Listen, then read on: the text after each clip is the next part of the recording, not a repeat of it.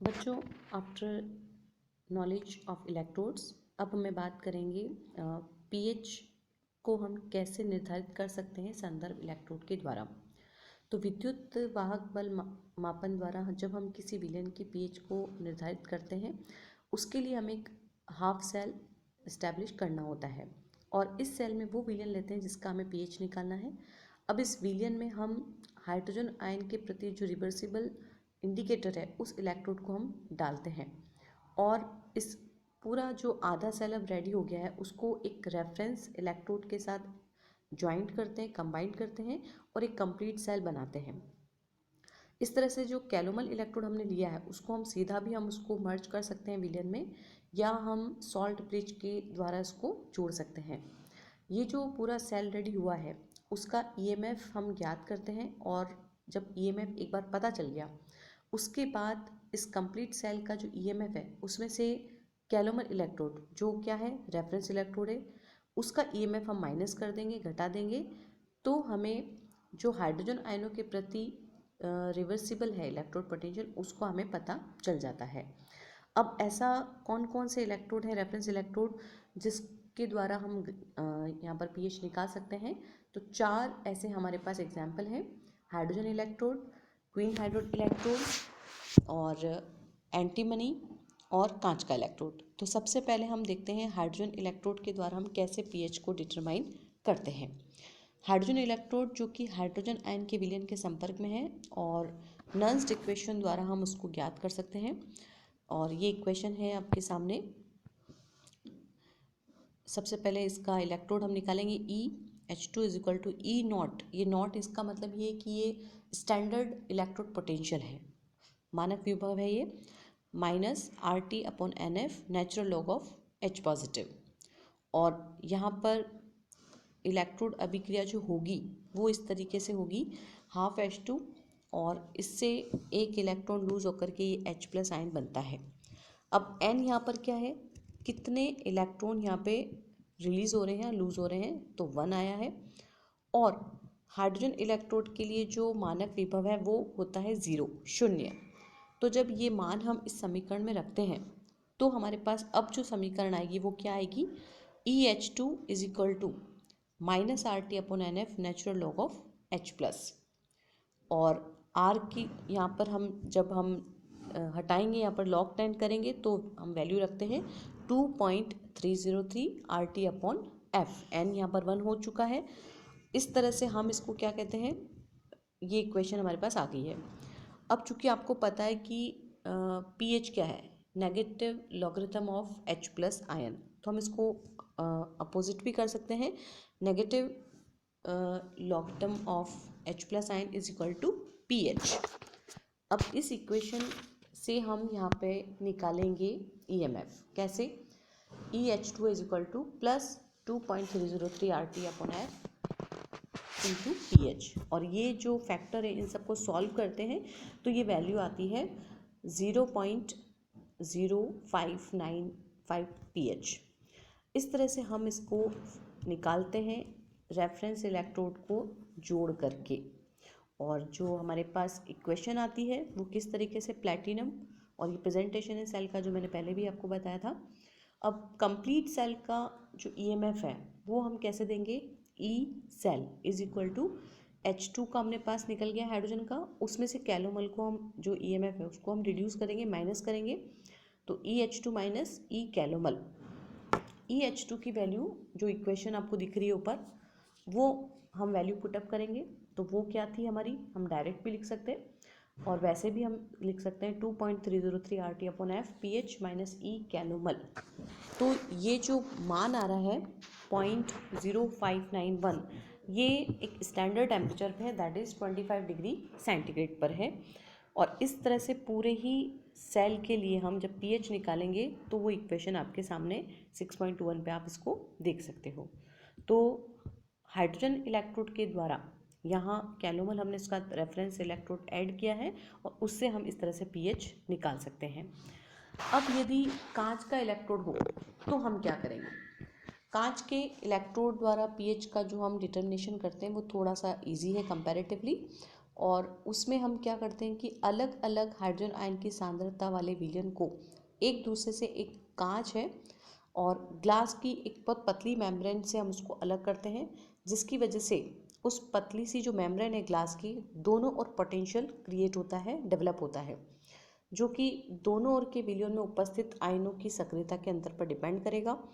अगर उस मेम्ब्रेन के एक तरफ जो सॉल्यूशन है वहाँ पर H+ आयन की हम एक्टिविटी को कांस्टेंट कर दें और दूसरे में चेंजेस करें, तो हम जो पोटेंशियल देंगे इलेक्ट्रोड का वो हम इस समीकरण द्वारा देते हैं। E glass is equal to E naught, कांच का मतलब हुआ स्टैंडर्ड हो गया ये, और अगेन वही फॉर्मूला यहाँ पर आएगा, और ये जो आपको ब्रैकेट में दिख रहा है इस तरीके से, ये आएगा निकल के फॉर्मूला E कांच is equal to E naught glass plus 2.303 RT/NF PH, जहाँ पर ये कांच के इलेक्ट्रोड का मानक विभव स्टैंडर्ड पोटेंशियल है, जबकि वो इकाई सक्रियता वाले हाइड्रोजन आयन के विलयन में रखा जाता है। और दोबारा से हम यहीं पर देख रहे हैं कि ये 25 डिग्री सेंटीग्रेड पर वैल्यू 0.0591 शो होती है। तो ये तो हुआ कांच के द्वारा। अब हम बात करते हैं queen on hydrogen. Queen hydrogen के द्वारा हम कैसे कर सकते हैं, इसमें रेडॉक्स इलेक्ट्रोड के रूप में काम आता है। सबसे पहले ये आपको ध्यान रखना है, क्वीन हाइड्रोन एक बहुत ही रासायनिक यौगिक है जिसमें क्विनोन और हाइड्रोक्विनोन दोनों समान मात्रा में प्रेजेंट होते हैं। और जब किसी प्लैटिनम या गोल्ड का भी हम ले सकते हैं वायर, इस सॉल्यूशन में डालते हैं तो ये इलेक्ट्रोड की तरह कार्य करेगा, और इसमें अपचयित या रिड्यूस जो प्रोडक्ट है वो है हाइड्रोक्विनोन। और इस इलेक्ट्रोड में ऑक्सीकरण अपचयन की क्रिया कंटिन्यूशन में चलती रहती है, और प्रेजेंटेशन इसका इस तरीके से आता है, प्लैटिनम का वायर जिसे हमने मर्ज किया सॉल्यूशन में, और यहाँ पर है क्वीन हाइड्रोन का संतृप्त विलयन, और अभिक्रिया इस तरीके से कंप्लीट होती है। इसकी सूत्र के रूप में है ये हाइड्रोक्विनोन, और कन्वर्ट हो रहा है वापस क्विनोन, 2 इलेक्ट्रॉन यहाँ पे लूज होते हैं और 2H+ हमको मिलता है। तो जो समीकरण आएगा वो इस तरीके से आता है, स्टैंडर्ड के रूप में क्विनोन शॉर्ट लिखा है अपन ने, और एक्टिविटी इसमें लिखी है +2 इसलिए क्योंकि 2 इलेक्ट्रॉन यहाँ पे लूज हो रहे हैं। और फाइनली जो फॉर्मूला आएगा वो इस तरीके से आएगा, E quinone is equal to 0.6994 + 0.0591 pH। ये तो बात हुई इसकी इलेक्ट्रोड की। अब यहाँ पर हम दो को अलग भी कर सकते हैं, जैसे कैलोमल का अपन ने अभी देखा अभी वो, और क्वीन हाइड्रोन दोनों को भी हम इसमें ऐड कर सकते हैं, और तब पीएच जो निकलता है उसकी इक्वेशन ऐसे होती है। ये न्यूमेरिकल के पॉइंट ऑफ व्यू से इंपॉर्टेंट है सारी इक्वेशंस, जब एग्जाम में आते हैं तो वहाँ हमें इसको अप्लाई करना होता है। नेक्स्ट हम देखते हैं एंटीमनी इलेक्ट्रोड से पीएच का निर्धारण।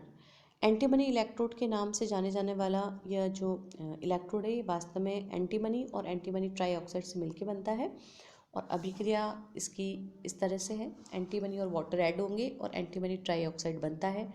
सेम वही एंटीमनी का इलेक्ट्रोड, और मानक पोटेंशियल में से हम ये जो इक्वेशन चल रही नस्ट -RT/F natural log of H+, और ये भी इक्वेशन आने के बाद हम इसको कंप्लीट कर सकते हैं। तो ये जो अभी हमने देखा चारों, hydrogen, calomel, glass, quinhydrone, antimony, इनके द्वारा पीएच का निर्धारण हम आसानी से किसी भी विलयन के लिए हमको निकालना है वो हम कर सकते हैं। अब लास्ट टॉपिक हमारा इसमें बचा है वो है पोटेंशियोमेट्रिक टाइट्रेशन, विभवमिति अनुमापन। ये टाइट्रेशन आपके प्रैक्टिकल में भी आएगा बच्चों, जो आप लैब में करोगे तो उसको आप ध्यान से देखना, और जब लैब में समझोगे तो और अच्छे समझ में आ जाएगा इसको। सबसे पहले हम देखते हैं कि यहाँ पर कई बार जो विजिबल इंडिकेटर्स होते हैं हम आसानी से पूर्ण कई बार नहीं हो पाते हैं अवेलेबल, देख नहीं पाते हम उसको, सूचक ही अवेलेबल नहीं होंगे। उस कंडीशन में विभवमिति अनुमापन हमारे लिए बहुत ही हेल्पफुल टूल है। उससे जो हमें रिजल्ट मिलते हैं वो काफ़ी एक्यूरेट होते हैं, और यहाँ पर परिणाम जो है वो सुसंगत हमको मिलते हैं। कौन कौन से हम विभवमिति अनुमापन यहाँ पर पढ़ेंगे वो है अम्ल क्षार अनुमापन, ये हमारे कोर्स में है, लैब प्रैक्टिकल में भी हम करेंगे, प्रेसिपिटेशन या उत्क्षेपण अनुमापन, और रिडॉक्स टाइट्रेशन। तो एसिड बेस टाइट्रेशन में आप सबको पता है कि अम्ल और क्षार जब आपस में अभिक्रिया करते हैं तो लवण बनता है और पानी बनता है।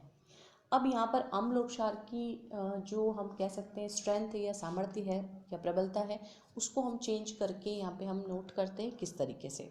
अगर हम कहें कि प्रबल अम्ल प्रबल क्षार है तो यहाँ पे अलग से हमें मिलेगा, प्रबल अम्ल दुर्बल क्षार हम ले सकते हैं। तो इस तरीके से हम इसमें पैर बना सकते हैं। तो सबसे पहले हम यहाँ पे देखें कि यदि हमने प्रबल अम्ल और प्रबल क्षार लेते हैं तो उस स्थिति में जब दोनों ही स्ट्रॉन्ग हैं तो तेज़ी से यहाँ पर बहुत एनर्जी भी निकलेगी, और अभिक्रिया जब होती है तो सांद्रता एकदम से कम होती है। लेकिन जब सारा ही एसिड जब कंज्यूम हो जाता है और हम फर्दर और ऐड यहाँ पे बेस करते हैं तो OH आयनों की सांद्रता बढ़ती है और अलग से हमें ग्राफ मिलता है।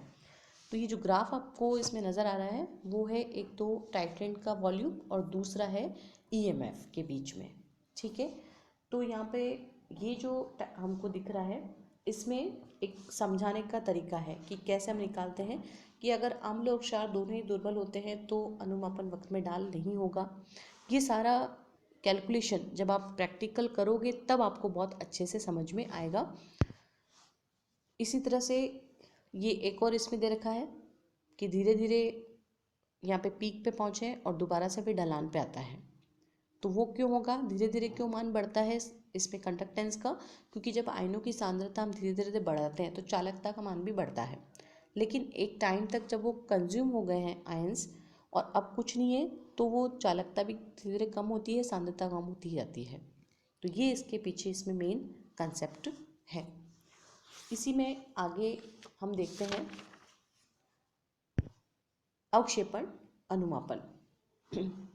अवक्षेपण अनुमापन जो है इसी पोटेंशियोमेट्रिक या हम कह सकते हैं अनुमापन का ही एक भाग है, जिसमें ऐसे सूचक की हमें ज़रूरत होती है जो प्रायोगिक विलयन में उपस्थित आयनों में से किसी एक के प्रति रिवर्सिबल हो। एग्जाम्पल हम ले रहे हैं सिल्वर का। सिल्वर नाइट्रेट सॉल्यूशन में जब हम पोटेशियम क्लोराइड का विलयन डालते हैं तो यहाँ पर रिएक्शन होगी और सिल्वर क्लोराइड प्रेसिपिटेट आउट हो जाएगा। तो AgNO3 हमने लिया और डाला है उसमें KCl, तो क्या बनेगा AgCl, वो PPT उसकी बनेगी और प्रेसिपिटेट आउट हो जाएगा। अब इसमें हम इलेक्ट्रोड जो है यूज़ ले रहे हैं वो है यहाँ पर सिल्वर इलेक्ट्रोड, जो कि एक सूचक इलेक्ट्रोड की भांति प्रयुक्त होता है। चांदी का तार हम लेंगे यहाँ पर और उसको कैलमल इलेक्ट्रोड के साथ बिल्कुल ऐड करके एक हाफ सेल या पोटेंशियल हम रेडी करते हैं। तो सेल जो बनता है वो इस तरीके से बनता है। एग्जाम में भी आता है कि इसको आप रिप्रेजेंट कैसे करोगे। तो सिल्वर वायर हमने लिया, सिल्वर नाइट्रेट का सॉल्यूशन है, और सॉल्ट ब्रिज जो है जो दोनों सॉल्यूशंस को अलग करता है वो हमने लिया है अमोनियम नाइट्रेट को। अगेन हम कह रहे हैं KCl संतृप्त कैलोमल का सॉल्यूशन और मरकरी हमने यहाँ पे लिया है। और अभिक्रिया इस तरह से संपन्न होती है इसकी। ये एक डायग्राम है कि कैसे हम यहाँ पे KCl का विलयन है, दूसरे में हमने इलेक्ट्रोड लिया है। अब जैसे जैसे इसमें हम KCl का विलयन ऐड करते हैं तो सिल्वर आयन का जो कंसंट्रेशन है वो कम होता चला जाता है, जिससे कि जो सिल्वर सूचक इलेक्ट्रोड है उसके ऑक्सीकरण व्यूह में भी कंटिन्यू कमी या हम कह सकते वृद्धि होती है। इस प्रकार से जब सिल्वर आयन के सांद्रण में कमी आती है तो सिल्वर इलेक्ट्रोड के व्यूह में इतने वोल्ट की वृद्धि होती है 0.0591 की। और ये हमें कंटिन्यू हम जब देखते हैं प्रैक्टिकल को तो हमें ग्राफ इस तरीके से मिलता है। तो ये तो हुआ PPT वाला अवक्षेपण अनुमापन। And the last one is redox titration. Redox titration में हम बेसिकली प्लेटिनम का तार इलेक्ट्रोड जो निष्क्रिय है वो काम में लेते हैं। जैसे फेरस सल्फेट हम विलयन ले रहे हैं तो उसमें हम लेते हैं पोटेशियम डाइक्रोमेट का विलयन और उसके अगेंस्ट में हम टाइट्रेट करते हैं और एक हाफ सेल रिएक्शन रेडी होती है। और फॉर्मूला दोबारा वही है, बार बार वही चीज़ रिपीट होती है। E is equal to E0 minus RT/F log E। C means concentration Fe positive upon C Fe+3। इस तरह से विभवमिति अनुमापन हमारा 3 हमने देखा। और लैब में जब आप करोगे प्रैक्टिकल तो वो एसिड बेस टाइट्रेशन हम लोग करेंगे। यूटिलाइजेशन या हम कह सकते हैं इसके बेनिफिट्स क्या है।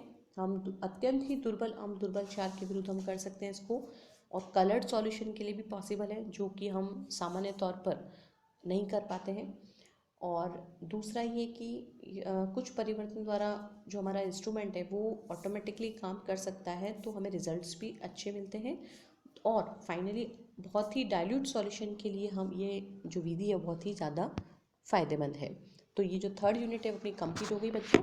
और नेक्स्ट अब हम फोर्थ यूनिट स्टार्ट करेंगे।